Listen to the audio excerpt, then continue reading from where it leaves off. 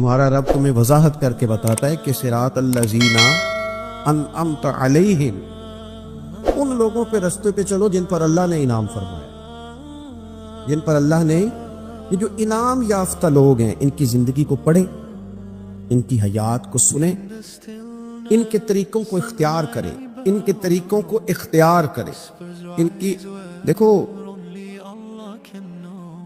اگر آپ اپنے بزرگوں کے طریقوں پر چلیں گے نہیں نا، وہ خالی اظہار نسبت سے آپ کو بھی نہیں مزہ آئے گا، تو بندہ ڈسٹرب رہتا ہے، وہ کہتا ہے یہ کیا بات ہوئی یار، بزرگ میرے ادھر جا رہے ہیں میں ادھر جا رہا ہوں، طریقے پہ چلے، طریقے پہ، یعنی خالی یہ کہہ دینا میرا فلانے سے بڑا رشتہ ہے، اس سے بات نہیں بنتی۔ اور یہ سمجھ لیں آپ دنیا داری کے لحاظ سے بھی اگر آپ کہیں نا کہ وہ فلانا آدمی میری برادری کا ہے، میرے قبیلے کا ہے، فٹافٹ نہیں لوگ مانتے، پہلے دیکھتے ہیں کہ تیرا اور اس کا رہنا سہنا ایک جیسا ہے، رسم و رواج ایک جیسے ہیں، کیونکہ برادری اور قبیلوں کے طریقے آپس میں ایک جیسے ہوتے ہیں۔ لب و لہجہ، یعنی کہہ دیا جی میں چشتی ہوں تو لوگ پوچھیں گے نا کہ تیرے اندر کوئی خواجہ صاحب والی بات بھی پائی جاتی ہے کہ نہیں، میں اس قبیلے سے ہوں جن کو نقشبندی کہا جاتا ہے تو پوچھا جائے گا کہ حضرت باولک نقشبند بخاری، حضرت مجدد الفسانی رحمۃ اللہ علیہ کی تعلیمات، افکار کا بھی کوئی اثر ہے کہ نہیں۔ میں بڑا مضبوط سہروردی ہوں، تجھے پتہ ہے شیخ شہاب الدین سہروردی نے کتاب کون سی لکھی ہے، اس کا نام آتا ہے، ساری زندگی 11ویں دلائی، غوث پاک کا نام لیا، لیکن اگر غوث پاک کے 2 لفظ بھی ہمیں یاد نہ ہو، نہیں یاد ہوتے، پوچھ لے کسی سے کہ غوث پاک کا کوئی قول سناؤ، نہیں یاد ہوتا، مزاج نہیں، طبیعت بس ٹھیک ہے، مزاج ہے ہمارا، ہم جدھر ساری دنیا چل رہی ہے ہم بھی ادھر چلتے۔ تعلیمات کو سمجھیں، ان کے طریقے کو سمجھیں۔ غوث پاک رضی اللہ تعالیٰ عنہ مادر زاد ولی ہیں، نانا بھی ولی ہیں، والد بھی ولی ہیں، پھپھی بہت بڑی ولی ہیں۔ غوث پاک رضی اللہ تعالیٰ عنہ خاندان سادات میں سے ہیں، حسنی حسینی ہیں، لیکن غوث اعظم نے کوئی غیر فطری کام نہیں ہمیں سمجھایا، غوث پاک نے بیٹھ کر تعلیم حاصل کی، باقاعدہ 11-12 سال استادوں سے پڑھا۔ میں کیسے مان لوں شخص کو جو کہتا ہے میں علم لدنی والا ہوں جی، خالی دعا سے کام چل رہا ہے، وہ بھائی دعا سے کام چلتا ہے، کون منع کرتا ہے، لیکن غوث پاک کے خاندان سے بڑا تو ولیوں کا خاندان ہی کوئی نہیں، وہ دعا دے دے تو کام چل جاتا۔ انہوں نے قرآن پڑھا، حدیث پڑھی، فقہ پڑھی، اصول پڑھے، ان کو آگے پہنچایا۔ نہ کریں گے ظلم قوم کے ساتھ، نہ کرے، جاہل لوگ لا کے مسلط کر دیے، بٹھا دیے۔ اور میں آپ کو بڑے تجربے کی بات بتاتا ہوں، جاہلوں کی پیری مریدی عالموں سے زیادہ ہے۔ عالم بیچارہ نہ تو کرامت سنا سکتا ہے، جھوٹ کیسے بولے گا، کوئی بات اس نے اگر بیان بھی کرنی ہے تو پہلے دیکھنا ہے کہ قرآن و سنت میں اس کی کوئی دلیل، کوئی اصل ہے کہ نہیں۔ تو جاہل تو فرق ہے نا، جو مرضی کہہ دے گا، کام چلتا ہے، ان کی کرامتیں بھی زیادہ ہیں، ان کے اور بڑے پکے پیڈے الفاظ کے ساتھ کہیں گے جی ہمارے سادی دعا بھی نہیں کرتے، وہ بھی کسی سے کراتے، نظر کا فیض ہے، میں کیا وہ تقریر نہیں کرتے، میں کیا اوندی نہیں سلطان ہی سو کردا، ہاں اوندی تو ضرور کردا، انہیں جوگا نہیں بیچارہ، اس لیے اس نے مولوی ساتھ رکھا ہوا ہے۔ میں صحیح کہہ رہا ہوں، اس کو سمجھیں آپ۔ کہتے ہیں جی نہیں یہ تقریر کرنا مولویوں کا کام ہے، مولویوں کا کام ہے۔ 42 سال 42 ایئرز غوث پاک جیلانی نے منبر پر بیٹھ کر لوگوں کو تقریر سنائی ہے۔ اگر اس کو آپ خالی مولویوں کا کام سمجھتے ہیں تو الحمدللہ ہمیں مبارک ہو، پھر تو غوث پاک بھی مولوی نکل آئے ہیں، پھر تو مزہ نہیں آ گیا مولوی ہونے کا، کیا تماشا بنایا ہوا۔ 12 سال تعلیم حاصل کی، پھر دین پہ لانے کے لیے کون سا ذریعہ؟ میں تعویذ لکھ کے دیتا ہوں، میں قائل ہوں، اور میں تلاش کرتا رہا ہوں کہ غوث پاک نے تعویذ کون کون سے لکھے ہیں، مجھے ملے کوئی نہیں۔ سفید رنگ کی بوتل میں دم کرتے تھے، یہ کالے رنگ والی میں مجھے کوئی نہیں ملا۔ صدقے کا بکرا کون سا منگاتے تھے، یہ مجھے ملا کوئی نہیں۔ 5.25 کلو چینی کس وقت منگائی ہے میری سمجھ میں نہیں آیا۔ یہ جتنے کھاتے بنا لیے ہیں نا 12,000 زعفران کا دے دو، تعویذ لکھنا ہے، یہ ملا نہیں غوث پاک کی زندگی۔ غوث پاک نے تعلیم حاصل کی، اور پھر غوث پاک نے منبر پر بیٹھ کر لوگوں کو دین بتانا شروع کیا۔ فرماتے ہیں پہلے چھوٹی مسجد تھی، لوگ زیادہ ہو گئے. لوگ کہتے ہیں فلانا بندہ فلانی چیز کی وجہ سے مشہور ہو گیا ہے. اگر آپ کو یہ پتہ ہے نا کہ اس وجہ سے مشہور ہوا ہے تو پھر وجہ وہ تو آپ بھی استعمال کر ہی سکتے تھے. اگر یہ پتہ ہے نا کہ اس طرح مشہور ہوا ہے تو پھر آپ نے بھی ہو جانا تھا. یہ پیچھے وجہ نہیں ہوتی، خدا کا فضل ہوتا ہے. آج تو چلو کوئی کسی میڈیا سے کسی ذریعے سے معروف ہو جائے، تو غوث پاک کے زمانے میں کیا ذریعہ تھا جی؟ شاہی کوئی نہیں.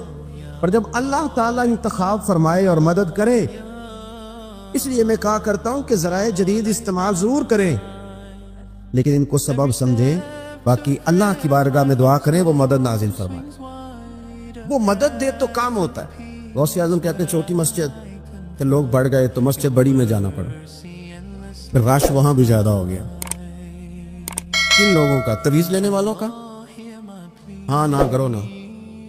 دعا کرانے والوں کا، بھوک والوں کا، تقریر سننے والوں کا رش ہوتا تھا. ساری کتابیں دیکھ لیں آپ جتنی آج تک لکھی ہیں، کون لوگ آتے تھے؟ تقریر سننے والے، خطاب سننے والے، اپنے لیے کچھ فائدہ لینے والے. پہلے چھوٹی مسجد، پھر بڑی مسجد، پھر جامع مسجد، پھر عیدگاہ میں ڈیرا لگایا، پھر وہاں بھی حالات اور ہو گئے. پھر غوث پاک نے نہ کھلے میدانوں میں لوگوں کو بٹھا لیا. اور چونکہ پیچھے ہماری طرح معاذ اللہ کوئی دنیاوی مقصد نہیں تھا، آج تو میری طرح کے لوگ اللہ عزت دیتا ہے تو رنگ ان کا اور ہو جاتا ہے. مقصود اللہ کی رضا، اللہ کی رضا مقصود ہو تو بات کرنے والے کا بھی مزہ دوبالا ہوتا ہے. میرے غوث پاک جیلانی رضی اللہ تعالیٰ تقریر کر رہے تھے تو بارش آ گئی. 70,000 کا مجمع، اور بغیر سپیکر کے تقریر. اور جیسی سمجھ پہلے بیٹھے آدمی کو آ رہی ہے ویسی آخری کو بھی آ رہی ہے. بارش آ گئی، بارش، اور جل تھل میں برسنے لگا. تو غوث پاک تقریر کرتے جا رہے ہیں، ہلکے بھی ادھر ادھر نہیں ہوئے، بس 2 جملے کہے تقریر روک کے. کہنے لگی اللہ تو دلوں کے حال تو جانتا ہی ہے، اگر یہ بندے میں نے اپنے لیے اکٹھے کیے ہیں تو بھگا دے سارے، اور اگر تیرے لیے اکٹھے کیے ہیں تو پھر بھی تیری مرضی ہے. لوگ کہتے ہیں یہ 2 جملے تھے کہ کمال تھا. پھر بغداد سارے میں بارش ہوتی تھی پر وہاں نہیں ہوتی تھی جہاں غوث اعظم کی محفل ہوتی. پھر نہ بادل بھی ذرا ہٹ کے برستا تھا کہ یہاں سے ہٹ کے برسو، یہاں شیخ عبد القادر جیلانی لوگوں کو مصطفیٰ کا دین پڑھا رہے. ہٹ کے گزرتا تھا. آپ نے واعظ فرمایا، تبلیغ فرمائی. 400 آدمی کاغذ قلم لے کے بیٹھتے تھے جو غوث اعظم کے بیانات لکھتے تھے. آپ جو جملے کہتے تھے وہ نوٹ کرتے تھے. 400 آدمی. وہ سارے تابعدار اس زمانے میں بھی نہیں تھے، اور نہ ہی ہو تو مزہ آتا ہے. کوئی تھوڑے سے ہو نا دوسرے بھی تو چلو یہی کہہ لو کہ نظر نہیں لگتی. اس زمانے میں بھی کچھ لوگ تھے جو کہتے تھے نہیں جی نہیں، کوئی پڑھ کے پھونکتا ہے، یہ نہیں کوئی مسئلہ ہے. ایک شیخ یحییٰ بن نجات تھے، صرف نحو کے امام تھے، تو وہ بھی کہنے لگے اپنے ایک شاگرد تھے کہ تیرا پیر کیا سناتا ہے لوگوں کو اتنی دنیا جاتی ہے. وہ مرید تھے نا، شاگرد ان کے تھے. کہنے لگے کوئی نہیں حضرت صاحب، یہ کون سا مشکل مسئلہ، میرے ساتھ چلیں، چل کے دیکھ لے. تو اجے میرا محبوب نہیں ڈٹھا جنوں ویکھ کے چند شرماوے. ہاں نا چل دیکھ لیتے ہیں، آ جا. شیخ کہتے میں پہلے دن گیا تھا میں چہرے پہ کپڑا ڈال کے کہ دیکھے نا کہ اتنا بڑا مفتی بھی کسی کی تقریر سنتا ہے. امام راضی کہتے ہیں علم بھی حجاب بن جاتا ہے، نہیں تربیت نہیں ہونے دیتے. بندہ کہتا ہے میں پڑھا لکھا ہی پڑھا، اڑ جاتا ہے. شیخ یحییٰ کہتے ہیں میں چہرے پہ کپڑا ڈال کے گیا، پر جب غوث پاک کی محفل میں بیٹھا، رب رسول کی بات سنی، یوں لگا کہ ساری باتیں میری کر رہے ہیں، یہ میری تربیت ہو رہی ہے. پھر کپڑا آہستہ آہستہ سرکنے لگا.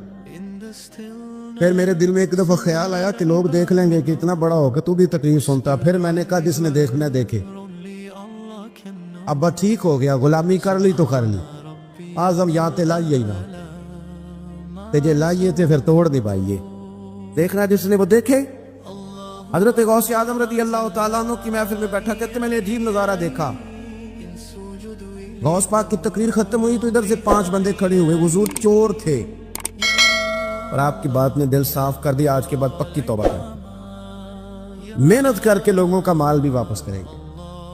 پھر 10 ادھر سے کھڑے ہوئے. حضور بڑا لوگوں کو لوٹا، ستایا، آبرو ریزی کی. آج ہم امیر ہو کے غریبوں کے پیر پکڑیں گے جا. 10 وہاں سے کھڑے ہوئے. حضور ہماری ماں روتی رہی پر ہم نے سنا نہیں، اور آپ کے قربان جائیں جو آج آپ نے رنگ بھرا ہے نا، آج انشاءاللہ تب تک نہیں سوئیں گے جب تک اماں دعا نہ کر دے. جب تک راضی نہ ہو جائے. جب یہ رنگ دیکھا نا شیخ یحییٰ کہتے ہیں میں تو پھر بدل گیا. اگلے دن میں ایک دھاگا لے گیا لمبا سارا اور میں نے گننا ہے کتنے بندے توبہ کرتے. ہماری محفلوں میں نوٹ گنے جاتے ہیں, نوٹ, اور 3 بندے ہوتے ہیں نوٹ گننے والے, اور شرم آتی ہے. یہ سٹیٹس ہے کہ اب غوث پاک کی محفل میں گنا جاتا تھا کتنے لوگ توبہ کرتے. دھاگا میں لے گیا, چادر میں نے اوڑھ لی, اور جب محفل ختم ہوئی تو میں حضور غوث اعظم کے قریب ہی ممبر کے بیٹھا تھا. 5 بندے کھڑے ہوئے آج توبہ کرتے, میں نے 5 گرہیں لگائیں. بعد میں گن لوں گا, یہ طریقہ تھا اس دور میں گننے کا, گرہ لگا لو, گنڈ لگا لو. کہتے ہیں 5 لگائیں, پھر 6 کھڑے ہوئے, جلدی سے 6 لگائیں, پھر 7 کھڑے ہوئے توبہ کرنے والے. تو 6 7 میں لگاتا رہا, پھر 20 25 40 پھر 50 پھر 100 کھڑا ہونے لگا. اب میرے لیے گرے لگانی مشکل ہو گئی. میں کبھی بندے گنوں, کبھی غوث پاک کو دیکھوں, کبھی دھاگا دیکھوں. جب میں پوری طرح الجھ گیا نا تو حضور غوث اعظم نے کرم کی نظر ڈالی اور فرمانے لگے یار تو نے عجیب کام شروع کیا ہے. میں دلوں کی گرے کھولتا جاتا ہوں, تو لگاتا جاتا ہے. میں یہاں گرے کھول رہا ہوں اور تو لگا رہا ہے. اور پھر بھی اپنی کرامت نہیں بنائی. فرمانے لگے یہ میری وجہ سے توبہ نہیں کر رہے, یہ خدا کے فضل سے کر رہے. اور فرمایا یحییٰ خدا کا فضل گنا نہیں جا سکتا, تو شمار نہیں کیا جا سکتا. 5000 یہودی اور عیسائی. غوث اعظم فرماتے ہیں وہ تو وہ ہیں جنہیں میں جانتا ہوں جو میرے ہاتھ پہ کلمہ پڑھ کے مسلمان. آپ آج کروڑوں کی آبادی میں رہتے ہیں نا, اس لیے 5000 کو چھوٹا سمجھتے ہیں, اور جہاں آبادی کل 25000 ہو, اور اس علاقے میں یہودی عیسائی ہوں ہی اتنے, اور وہ سارے ہی آ کے غوث پاک کے ہاتھ پہ کلمہ پڑھ جائیں. پھر آپ اندازہ فرمائیں کہ حال کیا ہوگا, اور جنہوں نے توبہ کری وہ تو لاکھوں میں, گنے نہیں جا سکتے. پتہ کیا ہے, ہم لوگوں نے نا دین کو اس کے مزاج کے مطابق سمجھنا ہے, پھر ہمیں دین فائدہ دے گا. غوث اعظم رضی اللہ تعالیٰ عنہ صبح مدرسے میں بیٹھ کر سبق پڑھاتے, اسباق بھی پڑھاتے تھے, بچوں کو سبق دیتے تھے, اور باقاعدہ سبق جو کتاب و سنت کے ہمارے مدارس میں مروجہ اسباق ہیں وہ پڑھایا کرتے ہیں. اور صبح کے وقت تفسیر کا درس دیتے تھے, عصر کے بعد فقہ پڑھاتے تھے. آپ یہ دیکھو یار, ایک بات اچھی طرح سمجھنا, ایک صوفی صاحب تربیت کر رہے ہیں اپنے لفظوں کے ساتھ. اس تربیت میں زیادہ اثر ہوگا کہ اگر وہ قرآن پاک کی آیت پڑھ کے تربیت کریں گے تو اس میں زیادہ اثر ہوگا. لوگ سمجھتے نہیں بات کو, کہتے ہیں وہ حضرت کی باتیں سن کے آیا ہوں. او بھائی, حضرت اگر درس قرآن دیں گے تو وہ نکلے گا حضرت کے منہ سے ہی, پر پیغام اللہ رسول کا ہوگا. وہ تربیت اس رنگ میں کریں. اگر وہ درس حدیث دیں گے تو وہ سمجھائیں گے ہمیں ہی, اور پیچھے جو بات ہوگی وہ مدینے والے رسول کی ہوگی. یہ ہمارے بزرگوں نے, اس کو آپ سمجھ لیں کہ تربیت قرآن و سنت ہے. ہم اللہ والے کے پاس جب جاتے ہیں تو وہ ہمیں ہماری سوچ کے مطابق قرآن و سنت کی, ہماری عقل کے مطابق تشریح کر کے ہمارے دل میں اتار دیتے ہیں. اتنا سا مسئلہ ہے. اب غوث پاک سبق بھی پڑھاتے, درس بھی دیتے, ہفتے میں 3 تقریریں کرتے, اتوار والے دن صبح, جمعے والے دن صبح, اور منگل والے دن رات کو 3 تقریریں. یہ جو مقصد ہوتا ہے نا, مقصد یہ بڑے امتحان لیتا ہے. غوث پاک کا زمانہ, فقدان سہولیات کا, اور مقصد کی لگن یہ کہ 70,000 بندہ آ گیا تقریر سننے, اور یہ کہ لوگ آئے ہیں مہینوں کا سفر کر کے, کوئی گھوڑے پہ, کوئی اونٹ پہ, کوئی خچر پہ, کہ غوث پاک سے بات سنیں گے, اللہ دل صاف کرے گا. تقریر بھی تیار تھی, اور اپنے بیٹے کا جنازہ بھی تیار تھا. جے سونا ہی میرے دکھ وچ راز, کسی نے کان میں کہا حضور جنازہ وہی ٹائم ہے, تیاری ہو گئی ہے, اور وہی محفل کا ٹائم ہے, تو تھوڑا وقت نہ تبدیل کر لیں. غوث اعظم فرمانے لگے میرا رب کریم جانتا ہے نا کہ یہ وقت لوگوں کے آنے کا, اگر بیٹے کے لیے جناب اسرائیل کو بھیجا ہے تو جس بات میں اللہ راضی ہے میں بھی راضی. حضور کریں گے کیا؟ فرمایا جنازہ تیار لے کے کر کے محفل میں آ جانا, میں 4 تکبیریں پڑھ کے پتر کا جنازہ پڑھا دوں گا, تم میرا بیٹا رب رسول کے حوالے کرنا, اور میں بیٹھ کے لوگوں کو اللہ رسول کا دین سکھاؤں. یہ لگن ہے مقصد کی, یہ درد ہے. اس درد میں لپیٹ کر جب لوگوں کو دین پڑھایا جاتا ہے نا تو پھر وہ تقریریں نہیں ہوتی، پھر وہ دین روحوں تک اتر جاتا ہے۔ اس درد کے اندر جب لپیٹ کر حضور غوث پاک نے یعنی ممبر سے اترے اور بیٹے کا جنازہ پڑھایا، پھر ممبر پہ بیٹھ، پھر رسول اللہ کا دین اور زندگی ساری دین پڑھا اور ساری زندگی پیغام دی اور اللہ کے بندوں سے پیار کیا، رب کریم کے بندوں سے محبت کی۔ غوث اعظم رضی اللہ تعالیٰ عنہ کشتی جہاں چلتی تھی نا دجلہ کے کنارے، وہاں کھڑے تھے تو ایک غریب آدمی رو رہا تھا۔ غوث اعظم رضی اللہ تعالیٰ عنہ نے اسے بلا کے کہا کیوں روتے ہو؟ کہنے لگا حضور غریبی مستقل رونے والا مضمون ہے، یہ موضوع ہی رونے والا ہے، سب روگاں دا روگ محمد جس دا نام غریبی، کنڈ بلا کے لنگ جان دے نی دوست یار قریبی، یہ عنوان ہی رونے والا ہے، میں کیا کروں؟ فرمایا کیا ہوا؟ عرض کی حضور غریب ہوں، کرایہ کوئی نہیں تھا، بیٹھ گیا ہوں کشتی پہ، ملا مجھے جانتا ہے، میرے محلے کا ہے، میں نے اسے کہا پیسے بعد میں لے لینا، مجھے سفر کرا دے، لیکن اس نے کہا میں نے مفت خوروں کے لیے کشتی نہیں بنائی، نیچے اتار دیا۔ حضور چلو نہ لے جاتا بات الگ تھی، لیکن سارے محلے داروں میں جو میری ذلت ہوئی وہ مجھے بڑی تکلیف کر گئی۔ غوث پاک نے خالی تسلی نہیں دی، میری تبکی نہیں دی، گھر گئے 100 دینار لائے، ملاح کو بلایا، اس کو 100 دینار تھما کے فرمانے لگے آج کے بعد جو غریب آئے نا اسے رسوا نہ کرنا، اسے عبد القادر جیلانی کے کرائے پہ سفر کرا دے، اسے عبد القادر جیلانی کے کرائے پہ سفر کرانا، یہ کرایہ اور جب ختم ہو گئے تو پیسے اور بھی دوں گا۔ لوگوں سے پیار کیا، اللہ کے بندوں سے محبت فرمائی، آنے والوں کا خیال رکھا۔ اب ایک مسئلہ ہے بدگمانیوں کا، اس کا علاج کوئی نہیں، بدگمانیوں کا کوئی علاج نہیں۔ کچھ لوگوں کو اس دور میں بھی بدگمانیاں تھیں کہ دیکھو اتنے سارے جناب تحفے تحائف اور فلانی شہر، لوگوں کو تحفے آتے نظر آتے واپس جاتے نظر نہیں آتے، لوگوں کو آتے نظر آتے ہیں پر واپس جاتے نظر، بڑا بڑا مسئلہ ہوتا ہے، آپ کو ہر چیز کا حساب کتاب دینا پڑتا ہے اور آپ بڑی مشکل میں آ جاتے ہیں۔ غوث پاک نے نا 100 گھوڑے، ملا علی قاری نے لکھا 100 گھوڑے غوث پاک نے اکٹھے خرید لیے، خریدے بھی ذرا عربی نسل کی۔ ترجمہ کرا اج تک کی بندہ اس گل دا، یعنی 1.25 کروڑ والی پجارو تے وہ بھی 100، بڑی مشکل میں نہیں آ جاتے دیکھنے والے۔ 200 مولوی صاحب دا کی کام میں پینیاں گڈیاں اکٹھیاں وہ ہے گل، تو غوث پاک نے 100 گھوڑے اکٹھے، یہاں ایک روایت ہے کہ 50 گھوڑے عربی نسل کے مہنگے، اس دور میں وہی عربی نسل کے گھوڑے کمانا وہی تھا جو آج آپ کے آنا لینڈ کروزر کمانا۔ ایک غوث پاک کا مرید تھا تو ایک شخص سے کہنے لگے چل میں تجھے اپنے پیر صاحب سے ملا کے لاؤں، ملا علی قاری نے اس کو لکھا ہے، تو وہ کہنے لگے میں نہیں جاتا پیروں کے پاس، اس نے کہا چل تو صحیح، وہ لے آیا۔ پہلے دن داخل ہوئے تو غوث پاک کے استقبال میں 50 گھوڑے بندے ہوئے، پہلا ہی شکوہ، کہنے لگا یار غصہ نہ کرنا، یہی ہوتی ہے نا باتیں، شاعر بھی یہی ہوتا، غصہ نہ کرنا، ویسے ایک گھوڑے سے بھی کام چل ہی سکتا ہے۔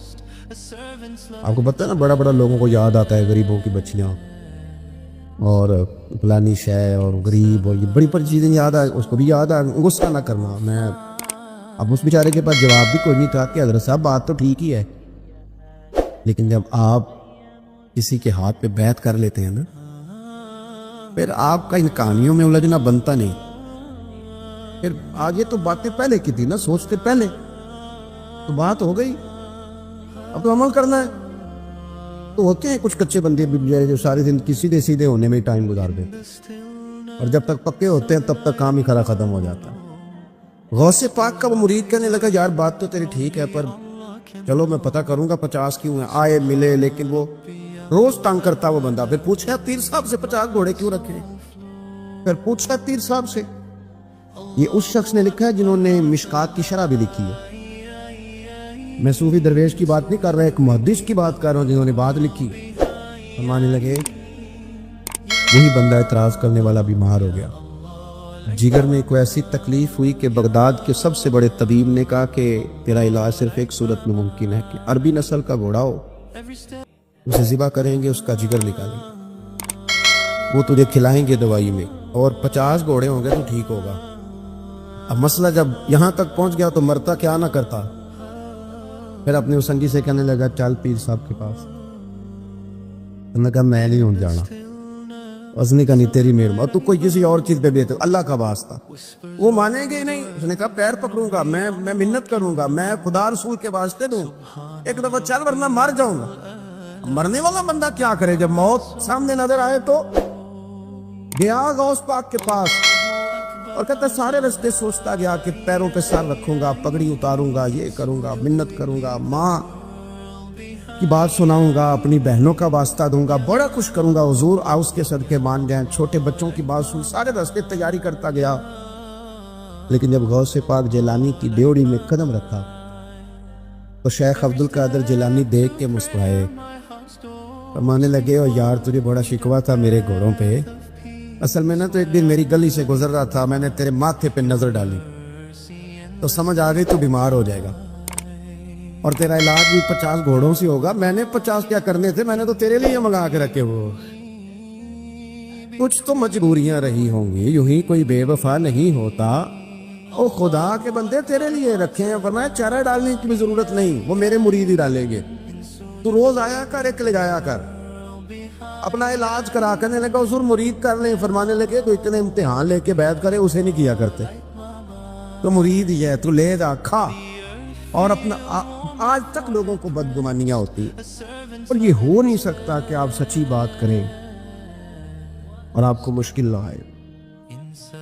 یہ ممکن نہیں ہے کہ آپ خیر کا رستہ اختیار کریں اور وہ رستہ دشوار نہ ہو. وہ تو جو بھی اس رستے پہ چلے گا, وہ جتنا مرضی بڑا بھی ہو, جتنی بڑی قریب کی نسبتیں بھی رکھتا ہو, وہ شہزادہ کیوں نہ ہو جس نے محبوب کے کندھوں پر سواری کی. جو بھی اس رستے میں چلے گا, حق کے رستے میں, اسے مشکل تو آئے گی. فرمایا اب چوتھا کام اور آخری کام یہ کرے کہ وَتَوَاصَوْا بِالصَّبْرِ, اس رستے میں صبر کی تلقین کرے, حوصلے کو, بردباری کو, ہمت کو. یہ فوراً طے ہونے والا رستہ نہیں ہے. مجھے آپ ایک پھونک مار دیں, ایک نظر کر دیں, ایک توجہ کر دیں, ایک تعویذ دے دیں, 1 منٹ لگا دیں, یہ ایسا رستہ نہیں ہے. یہ رستہ ہے صبر والا, اطمینان والا. آپ کو بار بار اٹھنا ہے, بار بار چلنا ہے, بار بار تھکاوٹ کو اتارنا ہے, بار بار شیطان کو مات دینی. تو فرمایا 4 کام کرو. ایک تو ایمان مضبوط ہو, یقین کامل کی دولت حاصل ہو.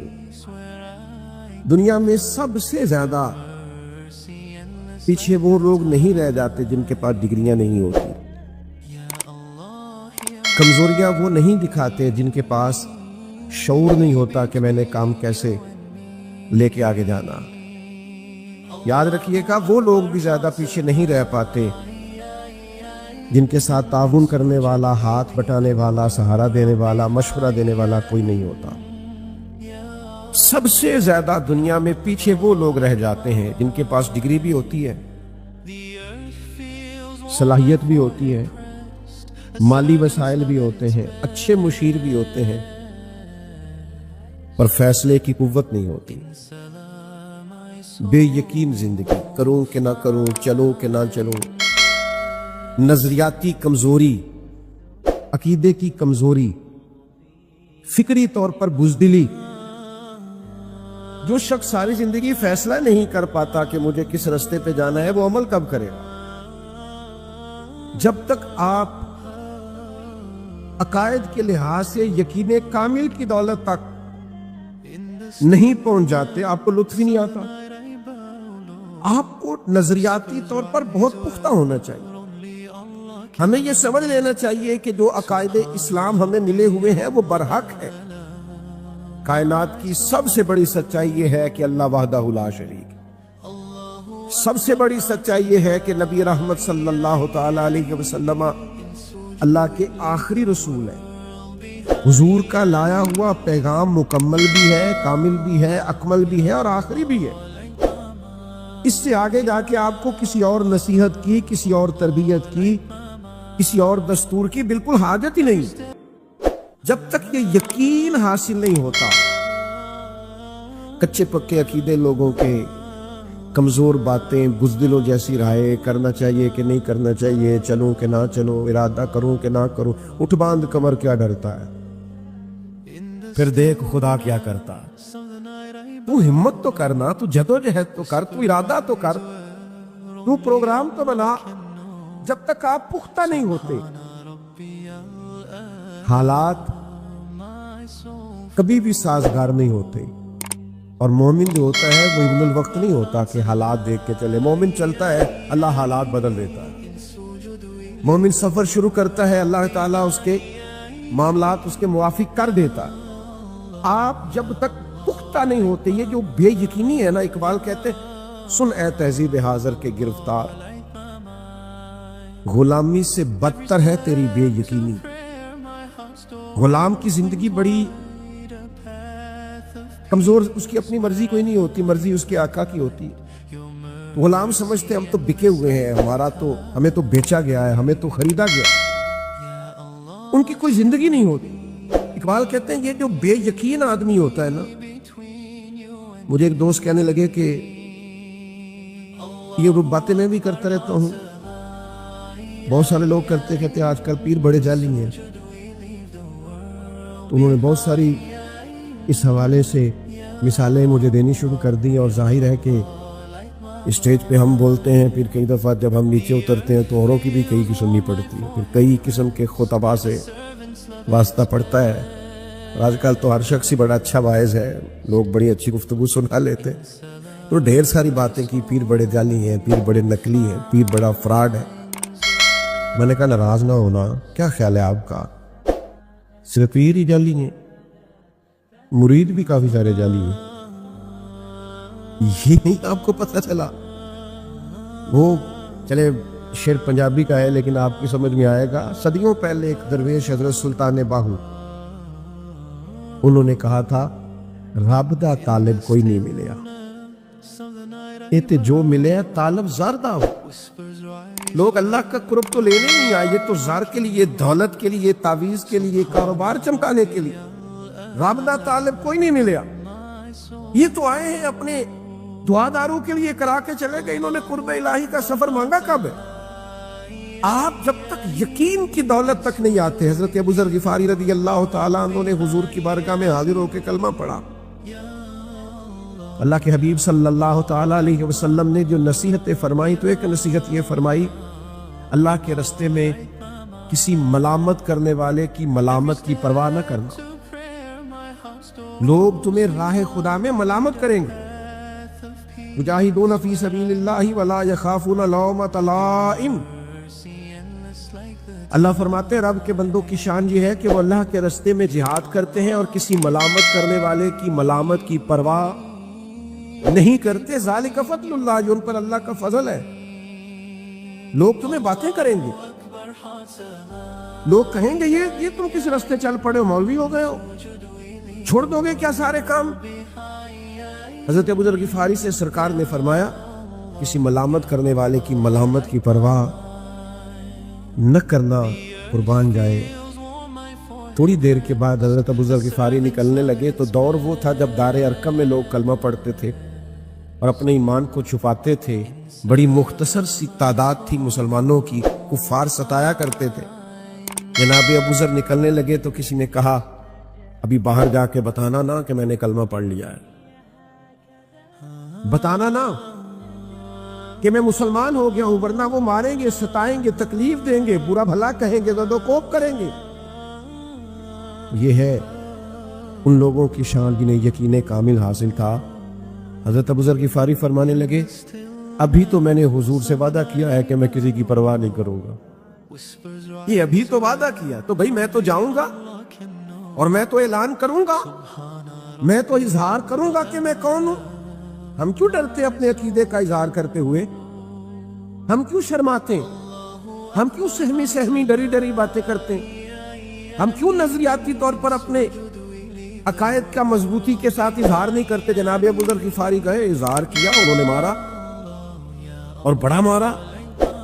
زخموں کا بھی ایک ذائقہ ہوتا ہے، نہیں پتا آپ کو، زخموں کی بھی ایک لذت ہوتی ہے. زخم کبھی ٹھیک ہونے پہ آئے تو اسے دبا کے دیکھنا، وہ بھی ایک ذائقہ دیتا ہے. ایک لذت زخموں کی بھی ہے. زخم پہ زخم کھا کے جی، پھر خونے جگر کے گھونٹ پی، پھر آہ نہ کر لبوں کو سی. یہ عشق ہے کوئی دل لگی نہیں. او بھائی ذرا اسے سہ، یہ بھی ایک ذائقہ ہے، یہ ایمان کا رستہ ہے. اس میں یہ زخم آتے رہتے ہیں، ان کو سہنا پڑتا ہے. انہوں نے مارا جناب ابو ذر کو. نبی کریم علیہ السلام کے چچا جناب عباس آئے، کہا نادانو تم اس رستے سے تجارت کرنے جاتے ہو جہاں ان کا قبیلہ ہے، اگر ان کو تکلیف دو گے تو ان کا قبیلہ تمہیں گزرنے دے گا. کفار نے چھوڑ دیا. میں نے کہا زخموں کا بھی مزہ ہے. اگلے دن پھر جناب ابو ذر تشریف لائے اور وہاں وہ ٹولیاں بنائے حرم میں کھڑے تھے. تو پھر انہوں نے اپنے ایمان کا اظہار کیا. انہوں نے پھر پکڑ کے مارا. پھر جناب عباس آئے. یہ کیا ان کو حکمت نظر نہیں آ رہی تھی؟ ان کو سمجھ نہیں آ رہی تھی کہ یہاں اظہار نہیں کرنا چاہیے؟ یاد رکھیں، جب تک آپ نظریاتی طور پر پختہ نہیں ہو جاتے، آپ کو انشراح صدر حاصل نہیں ہو جاتا. میں نے کالج میں وہ وقت بھی دیکھا کہ جب میں جاتا تھا اور ٹوپی پہنے ہوئے ہوتے تھے تو کچھ ہمارے کلاس فیلو مولوی ادھر آ. وہ ایک دور ایسا تھا جب وہ بم دھماکے بہت ہوتے تھے، تو وہ پھر وہ چھیڑتے تھے کہ مولوی یہ کام کرتے ہیں. تو کچھ کلاس فیلو ستایا کرتے تھے کیونکہ ہم ٹوپی میں اور داڑھی میں، اور وہ کالج کے لڑکے کچھ تھوڑا پریشان کرتے بعض اوقات. تو چلے دوست تھے، ہم بھی ان سے محبت کرتے، برداشت کرتے. یہ ہوتا ہے اسکول کالج میں، ادارے میں. تو وہ جو کبھی مولوی کہہ کے معاذ اللہ طنز کرتے تھے، پھر وہ وقت بھی آیا. انہوں نے فون کر کے کہا کہ کہیں ملو گے، تمہارے ساتھ ایک تصویر بنانی تھی. تو میں نے کہا دیکھ لو، مولوی کے ساتھ بنانی پڑے گی. یہ تم دیکھ لو، انج بھی سجن واہ واہ تے انج بھی سجن واہ واہ. آپ نا ملامت سے نہیں ڈرے، آپ وقتی طور پر کی ہوئی کسی کی تنقید سے نہ ڈرے. انشراح صدر ہو، آپ کو یہ قوت حاصل ہو، آپ کے اندر یہ ذائقہ ہو، ایمان کے ذائقے کو محسوس کریں، عقائد کی پختگی اپنی طبیعت میں لائیں. یہ کیا بات ہوئی؟ میں نے کل فلاں کی بات سن لی تھی اور وہ یہ بھی کہہ رہا تھا اور فلاں وہ بھی کہہ رہا تھا. خدا کے بندے کہیں روک تو صحیح، کہیں ٹھہر تو صحیح. یہ کیا بات ہوئی؟ جدھر کی ہوا ہوئی تم ادھر کے ہو گئے. ہوا ایک طرف کی نہیں چلتی، یہ سمتیں بدل بدل کے چلتی. تو آپ ہوا کا رخ نہ دیکھیں، حالات کے سہمے ہوئے لوگوں کو بتا دو حالات بدل جاتے ہیں، ایک جیسے نہیں رہتے. تو میرے عزیز پختہ ہو جائے، عقائد کے معاملے میں پختہ ہو. ہمارے ہاں روز بحثیں ہوتی ہیں اور کبھی کبھی ایسے محسوس ہوتا ہے کہ شاید ہم نے یہ سمجھ لیا دین صرف بحث کے لیے دنیا میں آیا. چیزیں طے ہیں، عقائد طے ہے. حضرت مجدس الفسانی کو پڑھ کے دیکھیں، عقائد طے ہے. اعلیٰ حضرت رحمت اللہ علیہ کو پڑھے، عقائد طے ہے. آپ ان پر پختہ رہیں. کسی نئی تحقیق کے نام پر کسی تخریب کی کوئی ضرورت نہیں. آپ مضبوط رہیں، نظریاتی طور پر پختہ رہیں. اور یہ اتنے مضبوط لوگ ہیں کہ ان کی اسناد بڑی مضبوط ہے. یہ تسلسل سے نظریات آ رہے، یہ 14 صدیوں سے امت کا تسلسل ہے. لہذا پختہ ہو جائیں، ایمان پر پختہ. اور پھر یہ جو ہمارے ہاں ذوف اعتقادی آئی ہے نا، کیونکہ حضرت تشریف فرما ہے، خانقاہ سے وابستہ ہیں، مسائل ہوتے ہیں، بد نظری بھی ہوتی ہے، جادو کے اثرات بھی بعض اوقات بعض لوگوں کو ہو جاتے ہیں، پر اتنے نہیں ہوتے جتنے ہم لوگوں نے سمجھ لی. یعنی ہر بابا صاحب نے دکان کھول لی اور ذوف اعتقادی پیدا کر دی جاتی، اور وہ جو سانپ سے ڈرنے والا تھا وہ آہستہ آہستہ رسنوں سے بھی ڈرنے لگتا ہے. یہ تعویذ ڈنڈے کے نام پر آپ نے نفسیاتی نہیں ہونا. یہ باعث برکت ہیں، بڑی اچھی چیز ہے. آپ وظائف لیں، آئیں، پڑھیں. یہ بھی میں نے کہا ہمارے بزرگوں کا تسلسل ہے، اس سے بڑی خیر ملتی ہے. لیکن اس نام پر آپ نے کسی جاہل آدمی کے ہتھے نہیں جڑنا، آپ نے ذوف اعتقادی کا شکار نہیں ہونا، آپ نے مضبوط رہنا ہے. یہ دیکھیے نا، نبی کریم صلی اللہ تعالی علیہ وسلم نے حضرت عبداللہ ابن عباس سے فرمایا عبداللہ، ساری دنیا مل کے بھی تمہارا کوئی نقصان کرنا چاہے تو کر نہیں سکتی جب تک رب نہ چاہے. جب تک اللہ کی حکمت کا تقاضا نہ ہو، اور فرمایا سارے مل کے تمہارا کچھ سنوارنا چاہے سنوار نہیں سکتے جب تک رب کی رحمت کا فیصلہ نہ ہو۔ تو سہمے رہنے کا کیا مطلب؟ مضبوط عقائد، ذہنی طور پر مضبوط، اور پھر بچوں کے سامنے کبھی کمزور بات نہ کریں کہ پتہ نہیں کیا ہو گیا ہے، کام نہیں چلتا، اللہ جانے کیا معاملہ ہے۔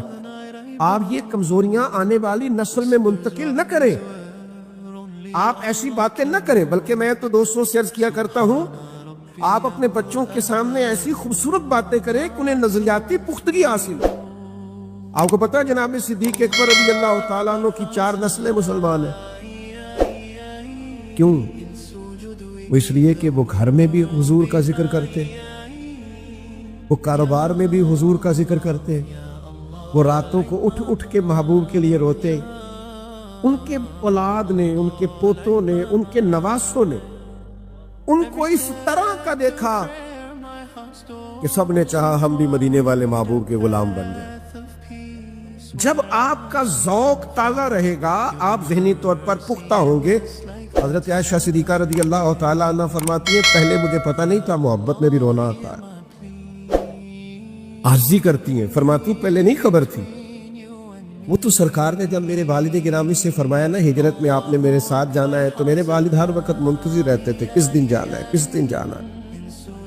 فرماتی ہیں پھر وہ رات آئی جب محبوب تشریف لائے اور کریم نے فرمایا ابو بکر چلیں، تو فرماتی ہیں وہ ساتھ چلنے کا جب کہا اور جناب صدیق اکبر کی میں نے آنکھوں میں آنسو دیکھے تو مجھے سمجھ آئی محبت میں بھی رویا جاتا ہے، پیار میں بھی آنسو آتے ہیں۔ تو میرے عزیز نظریاتی پختگی، پھر اس کے بعد ارشاد فرمایا وَعَمِلُوا الصَّالِحَاتِ، نیک اعمال کریں۔ انسان کا نا مزاج نیکی والا ہونا چاہیے، اس پر غلبہ ہو کہ اس نے کرنی ہی نیکی ہے۔ مسلمان کا یہ مطلب نہیں ہوتا کہ وہ معاذ اللہ دکان پہ بیٹھا ہے تو وہ جھوٹ بھی بولے، سچ بھی بولے، اور جو اس کے من میں آئے کرے، اور پھر وہ کہے کہ میں نے وضو کر لیا ہے، سب جھاڑ دیا ہے، اب جا کر کے میں مصلی پہ بیٹھ جاؤں عبادات کریں۔ مسلمان تو ہر وقت مسلمان ہوتا ہے، مومن ہر وقت مومن ہوتا ہے۔ غلبہ ہو طبیعت پر نیکی کا، یعنی اسلام یہ نہیں کہتا کہ آپ سارا کچھ چھوڑ چھاڑ کے مسجد میں جا کے بیٹھ جائے۔ اسلام کہتا ہے دکان پہ بھی رہو، تو عبادت یہ ہے کہ رزق حلال ہونا چاہیے، تمہاری گفتگو میں سچائی ہونی چاہیے، تم کسی کا بھلا کرو گے، کسی کو دھوکہ نہیں دو، طبیعت پر غلبہ ہو نیکی کا، اور اس طرح کا ہو کہ فاستبقوا الخیرات، دوڑ دوڑ کے نیکیاں کی جائیں، نیکی میں سبقت لے جائی جائے، کوئی خیر کا کام چھوڑا نہ جائے۔ ہمارا مزاج اس طرح کا ہو کہ ہم ہمہ وقت نیکی کر رہے۔ میں آپ کی خدمت میں عرض کروں، حضور علیہ السلام نے فرمایا تم نے نیکی کو حقیر نہیں سمجھنا، کچھ نہ ہو سکے تو اپنے بھائی سے ملاقات مسکرا کے کر لینا، اللہ صدقے کا ثواب عطا فرما دے گا۔ نہیں کم از کم لہجہ میٹھا کر لیں۔ آپ تھکے ہوئے آئے ہیں، کاروباری مسائل آپ کے ساتھ ہیں، لیکن جو اہلیہ ہے نا آپ کی، وہ آپ کا لباس ہے، آپ اس کا لباس ہے۔ آپ جتنے مرضی بڑے آدمی بھی ہیں، آپ ہزاروں لوگوں کو ڈیل کرتے ہیں، آپ کچھ بھی ہیں، لیکن وہ آپ کا لباس ہے، آپ اس کا لباس۔ وہ جو بات آپ سے کرے گی کسی اور سے کر سکتی، تو اس کو بھی چند منٹ درکار ہے آپ کی۔ آپ غصہ کر رہے ہیں، گھر آئے ہیں، میں تھکا ہوا آیا ہوں، میں فلاں کر کے آیا ہوں، تم نے بات چھیڑ دی، او بھائی ذرا ٹھہر تو صحیح، سن تو صحیح۔ یہ وہ رشتہ ہے جسے اللہ نے اپنی نشانیوں میں سے نشانی قرار دیا۔ آپ کی والدہ کو جو بات آپ سے کرنی ہے وہ کسی اور سے کر سکتی نہیں۔ آپ کا والد جس اعتماد سے آپ کے ساتھ بات کر سکتا ہے کسی اور سے کر سکتا۔ یہ آرام پسندی کا مزاج طبیعت سے نکال دے۔ مومن فعال ہوتا ہے، جد و جہد کرنے والا ہوتا ہے، ہر وقت نیکی کا مزاج رکھتا ہے، اس کی کوشش ہوتی ہے یہ خیر بھی کر لوں، یہ خیر بھی کر لوں، یہ خیر بھی کر لوں۔ اس کی طبیعت پر غلبہ نیکی کا ہوتا۔ ہم کیا کرتے ہیں؟ ہم آرام ڈھونڈتے ہیں کہ تھوڑا سا کوئی کام ہو جائے، پھر ذرا مجھے موقع ملے اور میں فٹافٹ آرام کروں۔ آرام نہیں تلاش کریں۔ لقد خلقنا الانسان فی کبد، اللہ فرماتے ہیں ہم نے انسان کو پیدا ہی مشقت میں رہتا ہوا کیا۔ تو جب اللہ نے پیدا مشقت میں کیا ہے تو پھر جد و جہد کی طبیعت بنائے، پھر کوشش کریں، پھر آگے بڑھیں، ہمت کریں، نیکی کو دیر نہیں کریں، آپ کوشش کریں کہ خیر کا کام جلد سے جلد ہو جائے۔ حضرت جابر بن عبداللہ رضی اللہ تعالیٰ عنہ بیان فرماتے، بخاری شریف میں موجود ہے، فرماتے ہیں کہ احد کا دن تھا تو ایک صحابی کھجور کھا رہے تھے۔ کتنا وقت لگتا ہے کھجور کھانے میں؟ فرماتے ہیں کھجور کھاتے کھاتے انہوں نے سرکار کی بارگاہ میں عرض کی، یا رسول اللہ صلی اللہ تعالیٰ علیہ وسلم، اگر اس جنگ میں میں شریک ہو جاؤں اور پھر میں شہید ہو جاؤں تو مجھے کیا ملے گا؟ تو سرکار نے فرمایا اللہ تمہیں جنت عطا کرے گا۔ پھر غور کیجئے گا، انسانی نفسیات کے قریب بات ہے۔ فرماتے ہیں وہ کھجور کھا رہے تھے، کچھ کھا چکے تھے، کچھ ان کے ہاتھ میں تھی۔ آخر کتنا وقت لگتا ہے کھجور کھانے میں؟ یا رسول اللہ صلی اللہ علیہ وسلم، اگر اس جنگ میں شہید ہو گیا تو کیا ملے گا؟ تو کریم فرمانے لگے جنت ملے گی۔ تو فرماتے ہیں جتنی کھجور انہوں نے کھا لی تھی کھا لی، باقی چھوڑ دی، تلوار اٹھائی اور میدان میں نکلے اور شہید ہو گئے۔ انہوں نے لوگوں کو بتایا کہ ہم نیکی کرنے میں اتنی دیر بھی نہیں کرنا چاہتے جتنی کھجور کھانے میں دیر لگتی۔